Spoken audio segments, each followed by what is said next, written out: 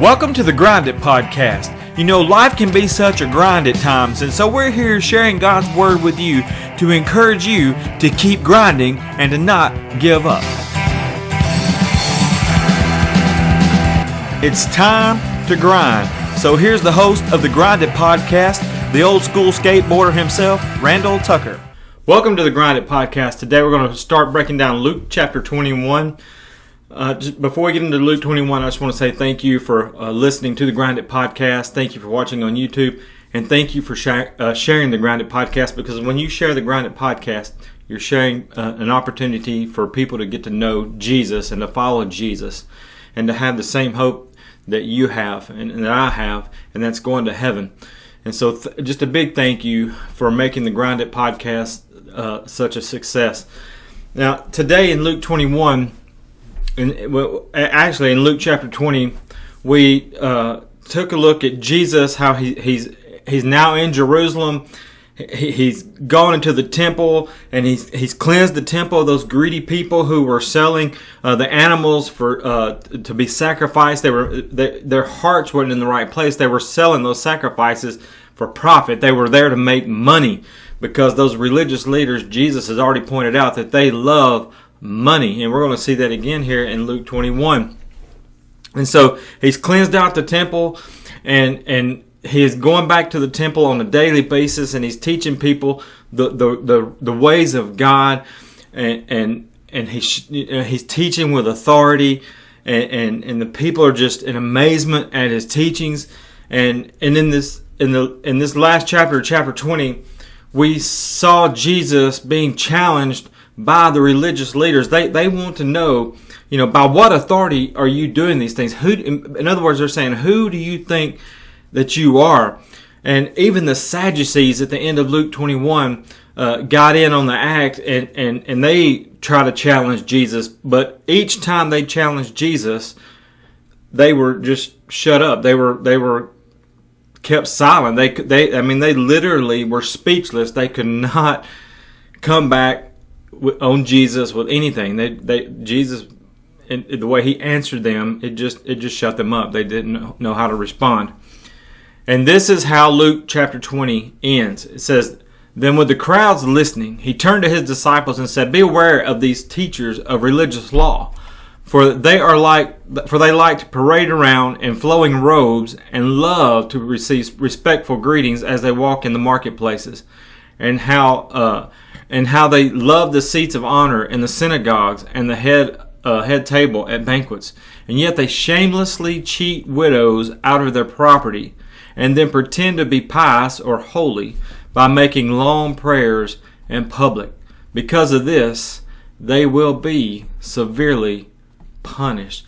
So this is why the religious leaders hated Jesus. It's because he exposed them for what they really are, and they were a bunch of fakes. They acted one way, but they were living another way. And if you read Matthew 23, when Jesus really hits them hard with the woes, "Woe unto you scribes and you Pharisees," and he just goes through all of these, how they pretend to be one way, but yet they're really this way. He said, you may be fooling people on the outside, but you're not fooling God. And so over and over again, the religious leaders, they hated Jesus. They tried to kill him. They tried to stone him. They tried to push him off the edge of a cliff. They were plotting to kill Jesus whenever he got to Jerusalem. They said, "You let us," they done spread word around Jerusalem, "You let us know whenever he gets to Jerusalem, because we're going to have him arrested." And in Luke chapter 21, it's no different. It starts off the same way, with Jesus exposing these religious leaders in the temple. And here's how verses 1 through 4 reads. Luke says, "While Jesus was in the temple, he watched the rich people dropping their gifts in the collection box." So they're taking up an offering, right? "And then a poor widow came by and dropped in 2 small coins. 'I tell you the truth,' Jesus said, 'this poor widow has given more than all the rest of them. For they have given a tiny part of their surplus, but she, poor as she is, has given everything that she has.'" Now, I actually have a coin that is like the coin that this widow would have dropped in. It's called the widow's mite. if I can hold on to it here and not drop it. This comes from 103 to 76 BCE, and it's smaller than a dime. You probably can't see it very well, but it's smaller than a dime, and it's really jagged, and the print is off-centered, but it's really cool. And that lady would have dropped 2 of these into that collection basket or whatever they were using, and it's not even worth 2 of those. I think maybe worth a half a cent. It's not even worth a penny. And if you think about pennies today, now I used to pick pennies up before COVID, but since COVID I quit picking up pennies. But I need to start back because 100 pennies makes $1. But most people will just walk right over a penny and not even bother bending down and picking up the penny. But if it's silver, if it's a quarter, a dime, or a nickel, we'll pick that up in a heartbeat because it's worth a little more. But a penny is 1 cent, and it takes 100 of them to make $1. So we just don't even bother with it. And Jesus says, even though those guys or these religious leaders are throwing in just a huge amount of coins, this widow lady walks up to the basket and drops in 2 little old, it's not much bigger than a small pebble or rock, and it would have barely even made a sound. And I'll get to that in just a second. But Jesus said this woman, even though what she has given, their offerings equal thousands of dollars, but her offering equals not even a penny. Jesus said that she has given more than the religious leaders. And if you think about it, we have all these rich religious leaders. They're dressed in their fancy religious garb, as Jesus has already pointed out at the end of Luke 20. They're throwing in huge amounts of money. But here's the thing about that: they didn't really care how much money they were throwing in, and they were throwing in a large amount of money. And here's why they were throwing in a large amount of money: because they wanted people to hear their money hit the bottom of the barrel and make a loud sound. It was all about getting attention. It wasn't about God, look how much I'm giving to you for your service and to honor you and to glorify you. It was, I want these people to hear how much money I'm actually putting in this offering basket, and I want them to hear the sound because I want them to know how much I'm giving, and I want all the attention to be on me. And so Jesus has already pointed out how they love attention. And so they would love the attention that they're getting from how much money is being put in the basket. And that's exactly what's going on here. The disciples, they're just sitting back and they're watching what's going on. And they're watching these religious leaders go around, maybe line up or however they did it. And they were just watching these guys just drop these money bags in or dumping their money out. And they're just admiring, their looks. They've got the religious garb on. They look the part. They sound the part with their fancy prayers. And now they're giving all this money to God. And the disciples are like, man, this is awesome. This is pretty cool. Watching these people do their thing. And Jesus is going to point out that, hey, that poor widow lady up there that looks all scraggly and nasty, that just put in 2 coins that you didn't even hear hit the bottom of the barrel, she gave more than any of those religious leaders put together because she gave everything that she had. If you go back to what Jesus was saying earlier about these religious leaders, and he's already mentioned several times about how they love money, and it's impressive to the disciples that they're throwing in large amounts of money. But a question that comes up is, where did they get the money? How did they get their riches? Where did that money come from? And I believe I have a pretty good idea where it comes from, because Jesus just mentioned it in the last chapter, at the end of chapter 20, when he said, "Yet they shamelessly cheat widows out of their property."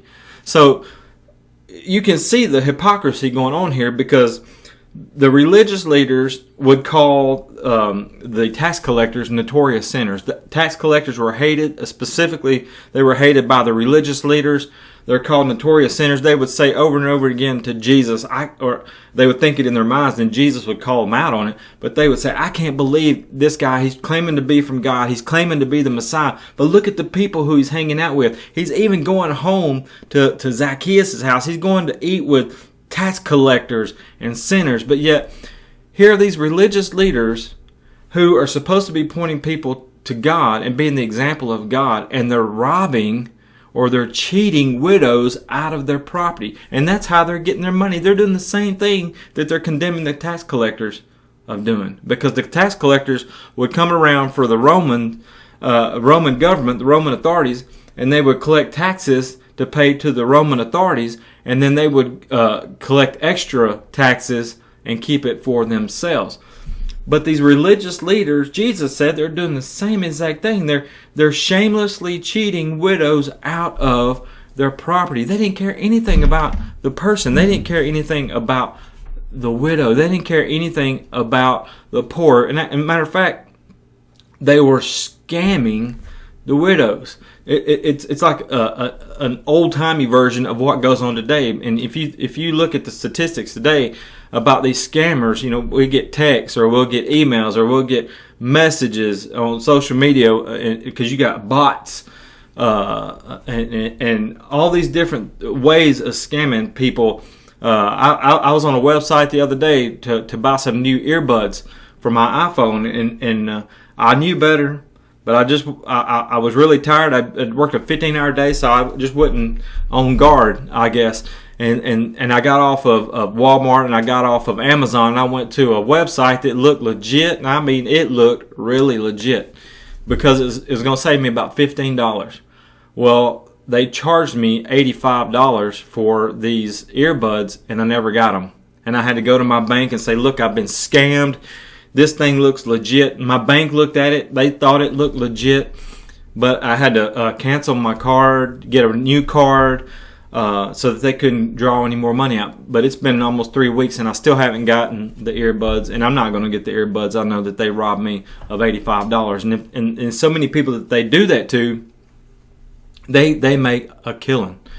And statistics show that in today's time that these scammers will call these older people, and you hear this all the time on the news, how these older women and older men, they get scammed out of thousands upon thousands upon thousands of dollars. They just basically empty these people's bank accounts, and that's just a modern day version of what's going on here with these religious leaders and the widows. Jesus says these guys aren't anything but scammers. They're robbing or they're cheating the widows out of their property. And I believe that that's how they were making their money, and they were getting rich because they were cheating the poor and didn't care anything about the poor. They didn't care anything about this widow or any widow. They just cared about money, and they cared about their power, and they cared about looking good in front of the community, because hey, look at us. We are the representatives for God,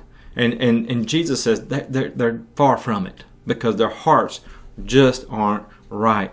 But God has always taken care of the poor. He's always had a heart for the poor, and especially for the widows. In James chapter 1 verse 27. James writes this. He says, pure and genuine religion in the sight of God the Father means caring for orphans and widows in their distress and refusing to let the world corrupt you. So these religious leaders were supposed to be taking care of the widows and not robbing the widows. And like I said, God has always looked out for the widows. And I want to share some scriptures with you. The first one is Exodus 22 through 27. It says, do not take advantage of the widow or the fatherless. It's pretty evident right there off the bat what God thinks of the widow. He says, do not take advantage of the widow or the fatherless. The religious leaders, they knew the law like the back of their hand. They knew this law right here. They knew that God says, don't take advantage of the widow or the fatherless, but yet that's what they were doing. This is why they hated Jesus, because Jesus knew it and he called them out on it. He says in Exodus 22:23, if you take advantage of the widow of the fatherless, and they cry out to me, I will certainly hear their cry, God says. My anger will be aroused, and I will kill you with the sword. Boom, God says. What do you think about that? Your wives will become widows, and your children fathers. In other words, you're going to reap what you sow. Verse 25, if you lend money to one of my people among you who is needy, do not treat it like a business deal. Charge no interest. If you take your neighbor's cloak as a pledge, return it by sunset, because that cloak is the only covering your neighbor has. What else can they sleep in? When they cry out to me, I will hear, for I am compassionate. So get this in your mind. Get this picture in your mind. The disciples, they're in all these religious leaders, right? And these religious leaders, they're so knowledgeable about God. They know the law. They seem to be righteous. They're dressed in immaculate clothing. They look the part. They're saying their fancy prayers, and they're sounding so holy. And it was such a spectacle to witness, and what's all going on. And so these guys, these Jesus' disciples, are standing back and they're watching them as they all pass by the offering plate, and they're throwing in these heavy amounts of money, and they're hearing the cha-ching, cha-ching. And if you've ever been in one of those grocery stores or whatever that has the coin count, and people are just pouring in buckets of coins, and you hear that loud noise. That's what's going on here. They're hearing this loud noise from all these coins fall into that basket. And they're thinking, oh man, look at these guys, and look how much money they're putting. Boy, they just really love God. And they're seeing all this go on, and then there's this widow lady, poor. All she has is 2 widow mites that equals a half of a penny, or maybe a penny at best. And she's probably dressed in rags. She probably stinks. She's probably dirty. Just nothing to look at compared to these religious people dressed in their fine religious clothing. And she walks by and she drops in 2 of these coins that barely even make a sound, if they even do make a sound. And it just in my opinion, if I put myself in this woman's shoes, I would be embarrassed. Matter of fact, I don't even know if I could even go up and do what she did. It took a lot of courage for her to do that, because she was not intimidated. She just went and did her thing to show God how much that she trusted Him and loved Him and wanted to give all that she had to God. And if you think about it, what is 2 mites going to do? What is 2 mites to all these silver coins and all these hundreds and thousands of dollars that these guys have been throwing in? And Jesus had just told His disciples, don't be anything like these guys. And He's been saying this over and over again lately as they've been on their way to Jerusalem. And now He is really going to use this example to show just how pathetic these religious leaders are. And so He gets their attention, the disciples, and He says, hey, that poor widow that just dropped those 2 coins in. You've been watching these guys putting all this money in, and it's impressive what you're seeing. But what's more impressive is what this widow just did. She just went and dropped those 2 coins in, and those 2 coins is more than what all of those people put in, all those religious leaders put in. And what you could just picture the disciples looking at Jesus like, dude, are you crazy? Do you know math? Did you learn how to add when you were growing up as a kid? Because they're putting in tons and tons of coins, and silver coins is worth so much more than these 2 little mites. And how can you say that what she put in is more than what all of these religious leaders have put in? And the point that Jesus is trying to get them to see is this, that they can only see what they see on the outside.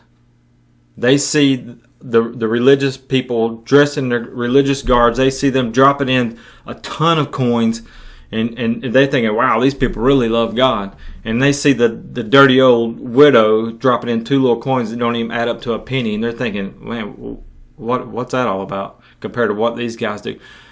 But Jesus, being God in the flesh, knows these religious leaders' hearts, and that's why he's been calling them out. And he also knows the heart of this widow woman. You see, the disciples, they can't see the heart, but God can see the heart. And it reminded me in 1 Samuel chapter 16, when God sent Samuel to choose a new king, because Saul had kind of, he'd done some things that upset God, and God was going to let him go, and at some point he's choosing a new king, which turns out to be David, and David's going to be the new king over Israel. But when God sent Samuel to Jesse, and he says, Jesse, you get all your sons and you meet me at this certain place, and have all your boys come with you, because God is wanting to choose a new king from amongst your boys. And so the time comes, Samuel meets Jesse, and there's his sons, and Samuel is going to each one. He lines them up from the oldest to the youngest, and he goes from boy to son to son to son to son, and Samuel keeps saying over and over again, well, surely this is the one God is choosing, because he's tall, he's good looking, he's strong. And he goes through all these attributes and characteristics that these sons of Jesse has. And God keeps saying, nope, nope, nope, nope, until it comes to the last son, and God says, I don't choose any of these. And Samuel's puzzled, and he says, well, I know, God, this is what you told me to do, and this is, and they've been obedient. There's all Jesse's boys. And so Samuel looks at Jesse, and he says, Jesse, is this all your sons, or do you have another son? And Jesse's like, yeah, I left one at home tending the sheep, my youngest one. And it's like, Samuel interrupts him and says, by all means, we're going to stay right here until you go get that boy, because God didn't choose any of these, and you're supposed to bring all your sons here, and I need to talk to your kid, your youngest son. And so they go get David, and when Samuel sees David, God says, that's the one. And in 1 Samuel 16 verse 7, God said this to Samuel when he was going through Jesse's sons. He says, don't judge by his appearance or height, for I have rejected him. The Lord doesn't see things the way you see them. People judge by the outward appearance, but the Lord looks at the heart. And people still do this today. We all do this today. We look at somebody and we immediately, in a blink of an eye, we put them in a category. And just to break it down very simply, we'll say, I'm going to, I will associate with you, or I will not associate with you, or I'm going to get close to you, or I will not get close to you. And that's what we do as people. We look at people, and in an instant, without even getting to know these people, trying to get to know these people, without even talking to these people, we judge them, we categorize them. And it's just what we do as people. And that's what Samuel was doing. Even though he followed God and he served God and he was there to pick the new king, he would look at these at Jesse's sons, and just by looking at them, he'd try to say, yep, that's the one God wants. And God says, nope, that's not the one I want. And God says, you can't look at the heart, but I can. And he knew there was something special about the heart of David. And that's why, even though David was a terrible sinner. He shed blood. He was a warrior, but he committed adultery with Bathsheba and had a child by her. But then took Bathsheba's husband Uriah and put him on the front lines. And Uriah was his number one guy and his number one soldier in his army. And he put him on the front lines where the fighting was the heaviest, because he knew he would be killed. So David committed murder. And yet God says he's a man after my own heart. So be careful at how you look at people, because that person that you are rejecting may be the very person that God is accepting, and that person could be used mightily in the kingdom of God. But if you think about what these religious leaders are doing and what these disciples are seeing there at the temple, I just want to say this. It's very easy to fool people. We look at what we see and that's it. Because we can't see the heart of the person. We can see fruit if we're around them long enough. But we can't see their heart.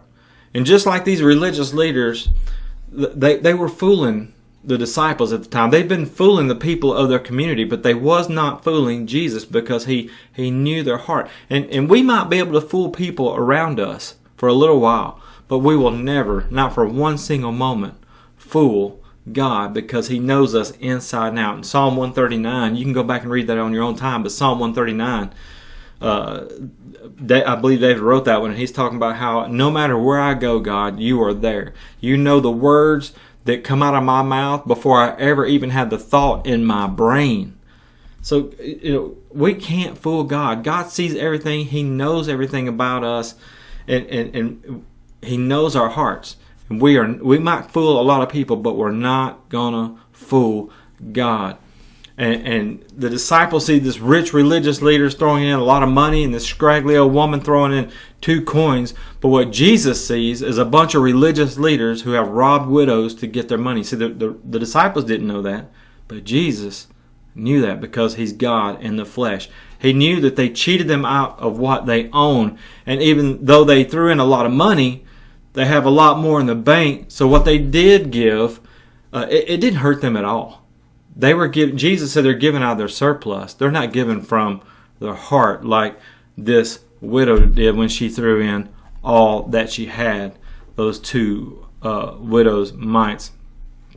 And so Jesus explains to them that she has given everything that she has to God.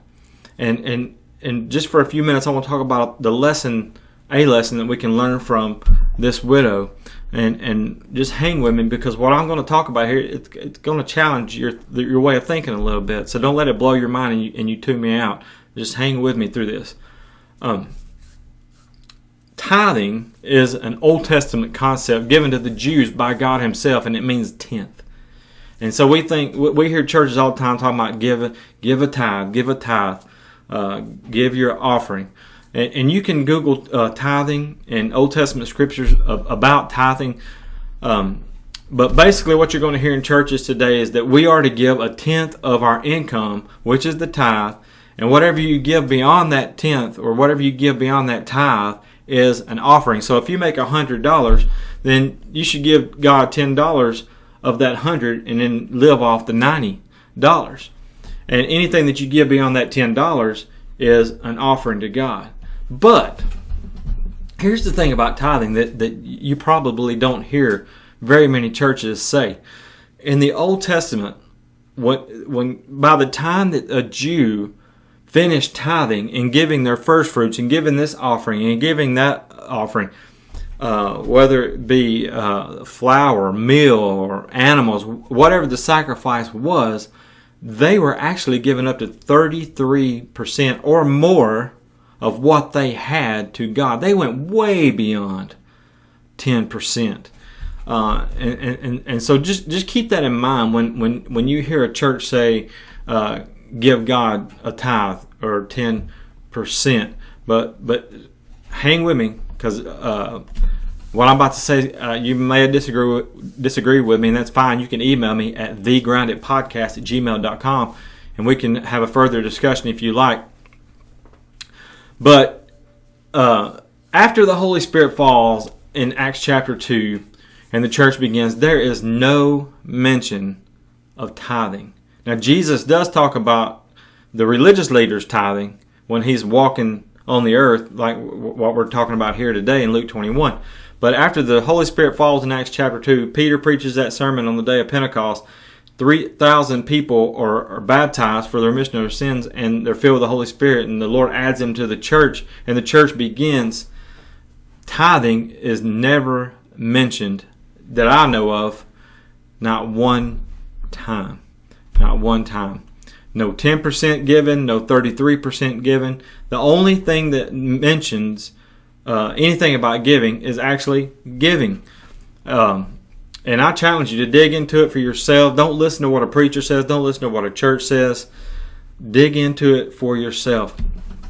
People of the way, which is what Christians were called before they were called Christians, because they weren't called Christians until the church in Antioch called them Christians in the book of Acts. But people of the way, people who followed Jesus, and the church in its infancy, never were told to tithe, but they were told to give. And let me give you some examples. In Acts chapter 2, 42 through 47, it says, after the 3,000 were baptized and added to the church, Luke writes this, all the believers devoted themselves to the apostles' teaching, to fellowship, and to sharing in meals, including the Lord's Supper and to prayer. And a deep sense of awe came over them, and all the apostles performed many miraculous signs and wonders. And all the believers met together in one place, and get this, and they shared everything they had. They didn't just give 10%. They gave everything. They shared everything that they had. They sold their possessions. Verse 45 says they sold their property and the possessions and shared the money with those in need.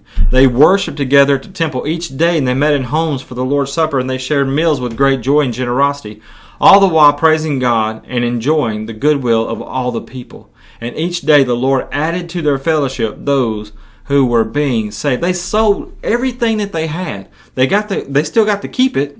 They still got to live in their homes. They still got to garden the garden in their yard. They got to keep their animals, but they sold everything they had in order to survive. And they pulled all that money together and they would lay it at the apostles' feet. You see that in the next chapter. Because Ananias and Sapphira, that's when they died because they kept some money at home and they lied about it. And they died. God killed them right there on the spot. But they pulled their money together because this is a new concept, the church, and it just started, and so they're learning to be unified and to take care of one another. Let me give you a second example, and this is where the prophet named Agabus said there's going to be a drought and a famine in Jerusalem, and sure enough, it happens just like he said it would. And Paul is traveling around to these Gentile churches that he and Barnabas has started, and he has been asking the churches to collect some money. And when he came by to visit, he's going to take that money, or he's going to collect that money and take it to the church at Jerusalem so that they could have some relief from this drought. And so the church at Corinth, Paul's going to write to them in 1 Corinthians 16, 1 through 4, because they had sent a letter asking Paul a bunch of questions. And so we don't have the questions that they ask, but we do have the answers. And so now here is one of Paul's answers in 1 Corinthians 16, 1 through 4, and it has something to do about giving. He says, now regarding your question about the money being collected for God's people in Jerusalem. So we know that he's already asked them to collect money, and he's going to come by and get it. And he gives the reason why he's asking them to collect money, and that reason is for God's people in Jerusalem. He said, you should follow the same procedure I gave to the churches in Galatia. On the first day of the week, you should each put aside a portion of the money you have earned. Don't wait until I get there and then try to collect it all at once. When I come, I will write letters of recommendation for the messengers you choose to deliver your gift to Jerusalem. And if it seems appropriate for me to go along, they can travel with me. So another example of giving in the New Testament is Paul says, hey, there's this need in Jerusalem because of this famine and this drought. And so I'm asking the churches to collect money, and when I get there, we can send messengers with the money, big people that you trust that can send the money to Jerusalem. Don't wait till I get there to collect the money. Start collecting it now and let it pile up so you'll have an ample amount of money to give.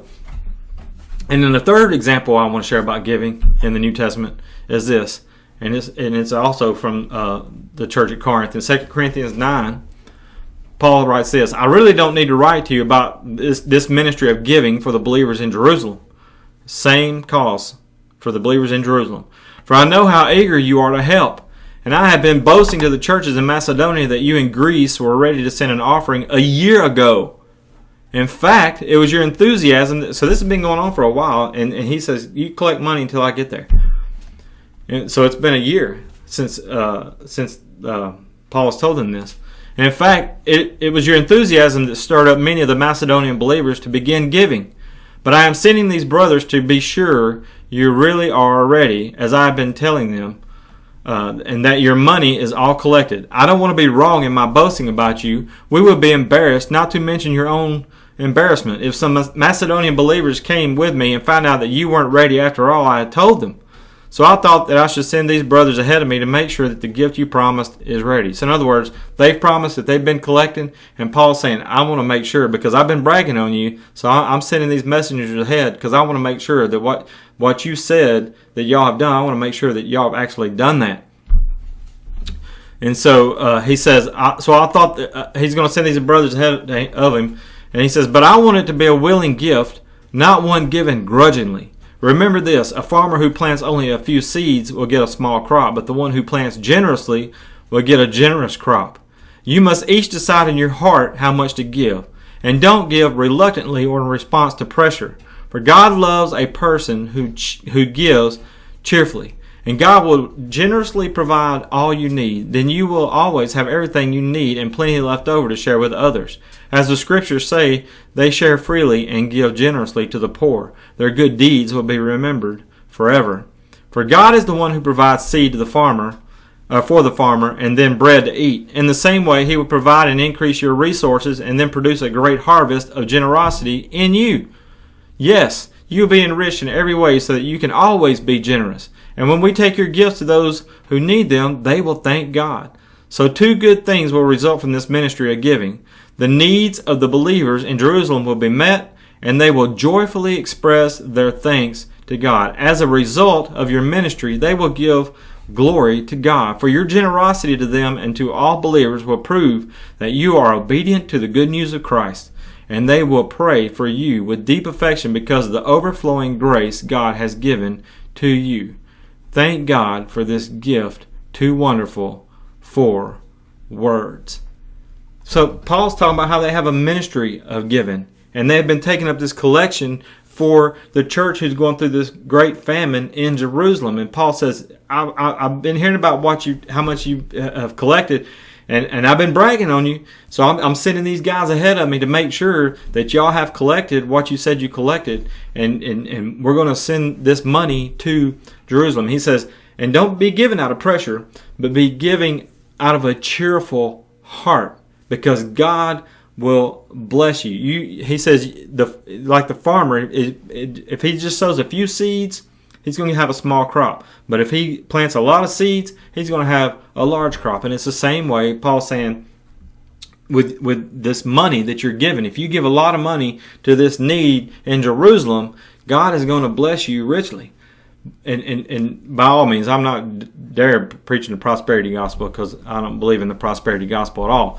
But the Bible is clear. You reap what you sow, and that's exactly what Paul just told the church at Corinth. But he said it's all about giving with your heart, and giving with a cheerful heart, and not grudgingly. Oh, I don't want to give this money. I need this money to pay my bill. No, you give cheerfully. I know they're going through a struggle. I know they're going through a famine. I know food is hard to come by. So I want to be a blessing to them, and I'm going to give them a blessing. And I'm going to give what I can, and maybe beyond what I can, because I want these people to be taken care of and to be blessed by God. And Paul says God's going to bless you for giving. Well, one last example, and we'll end the podcast. But what did Jesus say about giving? In Matthew chapter 6, verses 1 through 4, Jesus says, watch out. Don't do your good deeds publicly to be admired by others. He's talking about religious leaders. He's looking at them and he's saying, watch out. Don't be like these guys. They do their deeds publicly to be admired by others. For you, if you're like them, you're going to lose your reward from your Father in heaven. When you give to someone in need, don't do as the hypocrites do, blowing trumpets in the synagogues and the streets to call attention to their acts of charity. Hey, look what I've done. I've just given these great big bags of money to the offering plate, or I just filled up this money bag and I've given it to Paul to take to Jerusalem, to the brethren there. No, don't do that. You just put your money in the offering plate. You don't talk about how much you put it in to meet the needs, and God will bless you. And that's what Jesus is saying. When you give to someone in need, don't do as the hypocrites do, blowing trumpets to get, calling attention to yourself. I tell you the truth, they have received all the reward they will ever get. But when you give to someone in need, don't let your left hand know what your right hand is doing. Give your gifts in private, and your Father who sees everything will reward you. And so, here the bottom line is this. God is not concerned with how much you give. I know churches may try to say, give a tenth. And I hear it all the time. And I grew up hearing it. You give a tenth. And anything you give beyond that tenth is an offering. So you give your tithe and you give your offering. The tithing is an Old Testament concept. In Acts chapter 2, when the church began, you don't hear of tithing. You hear give. And you give with a cheerful heart. You hear Jesus saying, meet people's needs. Now, the church has to survive, so bills have to be paid. So offerings, there's nothing wrong with taking up a collection. But when we start demanding how much people should give, then in my opinion, the church is in the wrong. Because we have to preach Jesus. We have to preach that people are to trust Jesus and to trust God and to produce fruit and to give with an open and unselfish heart and give cheerfully.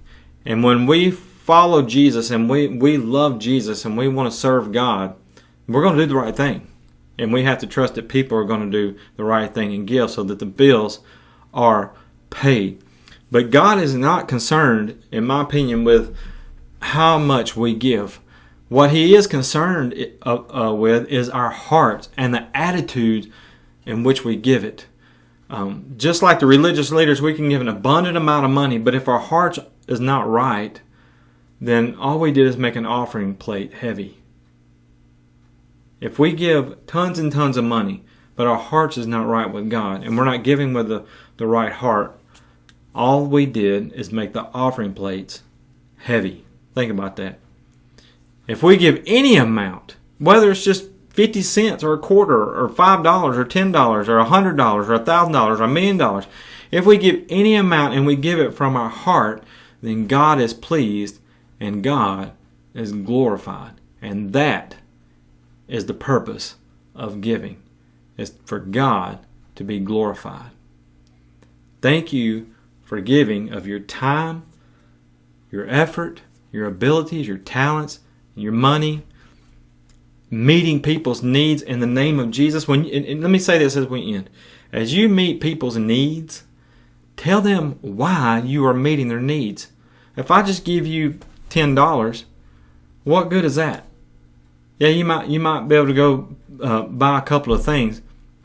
But if you come to me and tell me you needed $10, if I said, I'm going to give you $10.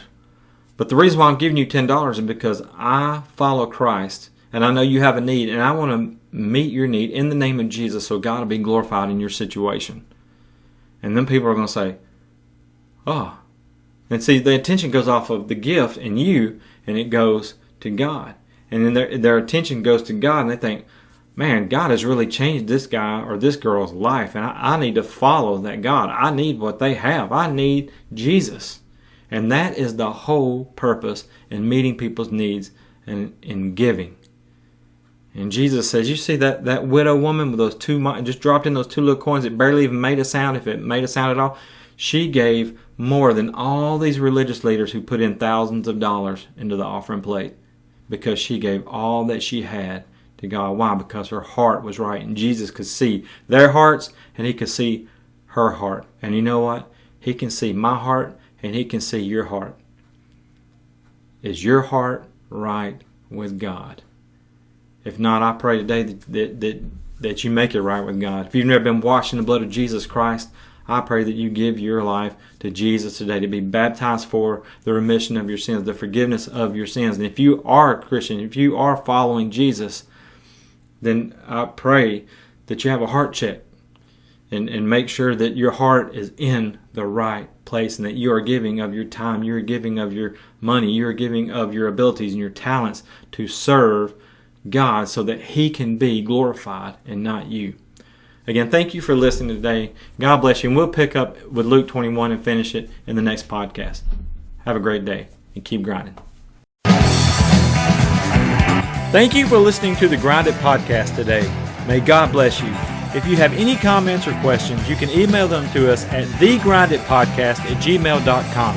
If you would like Randy to come and speak at your church or your next event, you can contact him through that same email address. Also, I would like to thank Jody Foster's Army, also known as JFA, for their song Abba, as we use for our intro and our outro off their Untitled 1984 album. May God bless you, and remember, keep your eyes on Jesus and keep grinding.